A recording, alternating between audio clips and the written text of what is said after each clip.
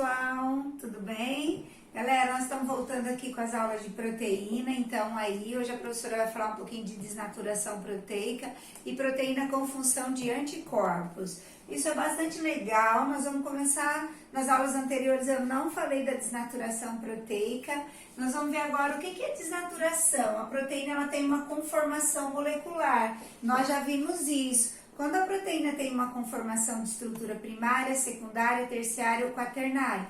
E as proteínas, elas têm funções. E quando eu aqueço uma proteína em determinada temperatura ou altero muito o pH, ela desnatura. O que é desnaturar, professora? Não entendi. Ela perde a conformação molecular. Se ela perde a forma, ela perde a função. Fica uma proteína não funcional. Isso, galera, é bastante importante, porque quando desnatura, por exemplo, quando você tem febre alta, o nosso corpo ele faz a febre com a função de desnaturar as proteínas dos agentes invasores. Só que ele desnatura também as proteínas das nossas células. Por isso que eles falam que uma febre baixa é até bom deixar, porque ela desnatura parcialmente as proteínas dos invasores e não desnatura do nosso corpo.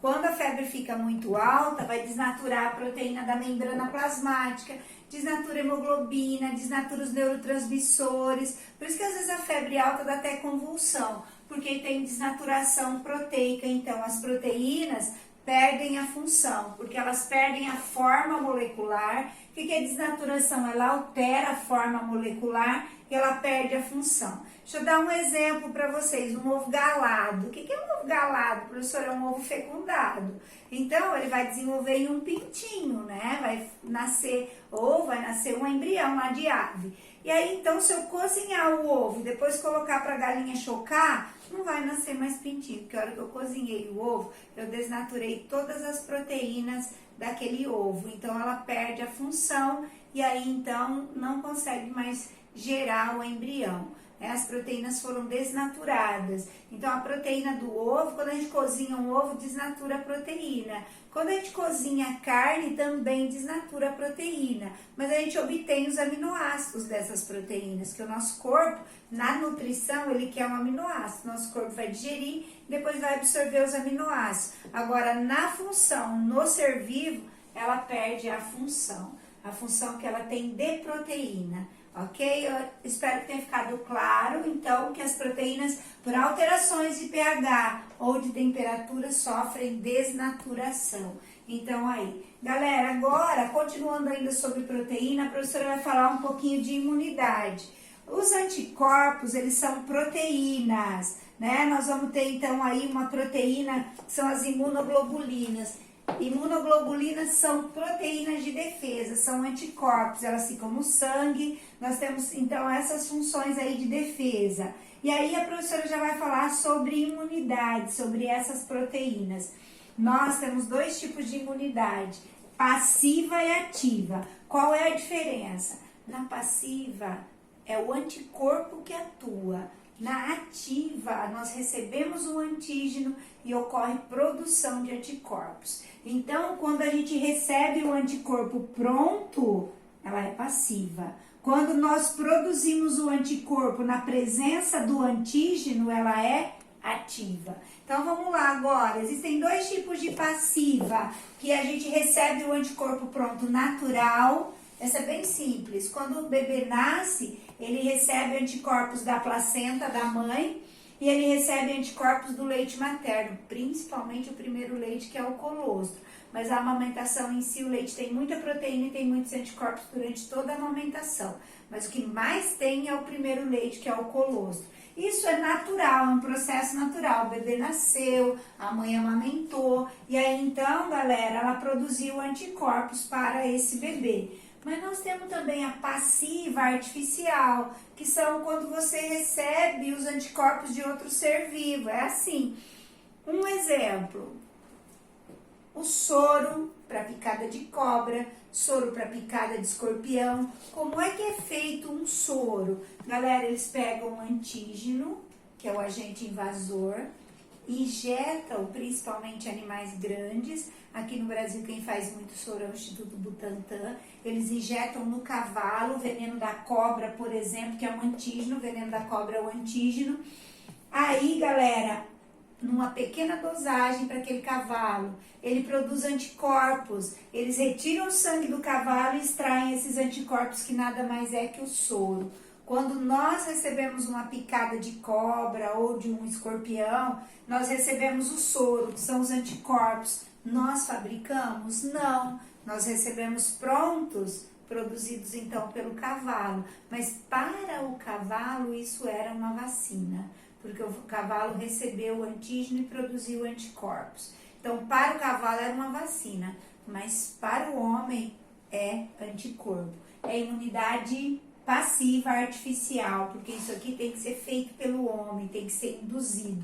Então ela é passiva artificial. Imunidade passiva, você recebe os anticorpos de maneira natural do corpo da mãe ou de maneira artificial, que é o soro. Galera, lembrando, levou uma picada de cobra hoje, recebeu o soro, se semana que vem levar outra, tem que tomar soro de novo. Aqueles anticorpos permanecem por um curto período de tempo na corrente sanguínea, depois eles são destruídos. Agora nós vamos falar então de imunidade ativa. Qual que é a diferença? Na imunidade ativa, nós recebemos o antígeno, o agente invasor, e aí nós produzimos anticorpos para ele. Uma imunidade ativa natural, né? Você pega a doença e aí você imuniza. Ou seja, é a grande esperança agora do coronavírus, né? Quem já pegou o coronavírus não pega mais. Por quê? Porque ele recebeu aquele vírus, o corpo conseguiu produzir anticorpos e isso fica registrado nas células de memória, nos glóbulos brancos chamados de células de memória. Toda vez que o corpo dessa pessoa entrar em contato com o coronavírus, ele vai desencadear a produção de anticorpos e não vai adoecer. A não ser que o vírus sofra uma mutação muito grande e aí o nosso corpo não consiga mais combater esse vírus na imunidade, que a gente chama isso aí de imunidade secundária, quando você pegaria a doença pela segunda vez, né? Entraria em contato pela segunda vez, mas você produz anticorpos, então aí, galera, ó, a gripe isso não serve. Por quê? Porque o vírus da gripe é extremamente mutante. Então, todo ano a gente pega um novo vírus da gripe. É um vírus que sofreu mutação, modificação. Aí por isso que a gente não tem anticorpos, então, para gripe. Olha só, agora nós vamos ter então aí a imunidade ativa artificial. A natural, galera, você pega uma doença cachumba, só pega uma vez. Rubéola, só uma vez, porque produz anticorpos, ficam nas células de memória. Então aqui faz uma memória imunológica. Só que só faz essa memória se o agente invasor não for mutante. Galera, próximo então artificial agora, vacina. A vacina, galera, é o seguinte, eles atenuam o antígeno, pegam um vírus, transformam esse vírus, isso não é tão simples assim, né? Mas em laboratório eles vão atenuar esse vírus, aí ele vai ter a capacidade de estimular a produção de anticorpos, mas não vai ter essa capacidade de alta infecção. Como assim, professora? Olha só, então eu recebo o vírus do sarampo na vacina, é o vírus enfraquecido ou atenuado. Meu corpo vai às vezes dar uma febrezinha, um mal-estar, porque eu recebi partes daquele vírus. Só que o meu corpo, ou o vírus atenuado, enfraquecido, meu corpo vai produzir anticorpos para aquele vírus. E aí eles vão ficar registrados nas células de memória. E aí então, galera, todas as vezes que eu entrar em contato com aquele vírus, eu já tenho então aí imunidade. Galera, algumas vacinas com uma única dose não imuniza 100%. Então, a pessoa tem que tomar 2 doses da vacina ou até 3 para ter imunidade total. Ela vai produzir um tanto, ela vai ter uma resposta, vai armazenar nas células de memória, mas não o suficiente para te defender. Por isso que às vezes tem primeira dose, segunda dose e terceira dose. Na primeira dose produziu anticorpos, armazenou, mas não é o suficiente para se vir uma carga viral muito forte, você ter defesa. Então você toma uma segunda dose, o teu corpo vai produzir mais anticorpos, vai armazenar mais nas células de memória, e aí então você vai ficar mais imunizado. Por isso que tem vacina que tem primeira, segunda, terceira dose. Galera, é um crime essas campanhas anti-vacina. As vacinas funcionam, elas são antígenos enfraquecidos, atenuados, elas estimulam a produção de anticorpos, né? Só que uma pesquisa de vacina, ela é lenta, ela é demorada, por isso que eles estão com dificuldade para fazer essa vacina do coronavírus, então aí, né? Mas a gente espera que ela saia logo.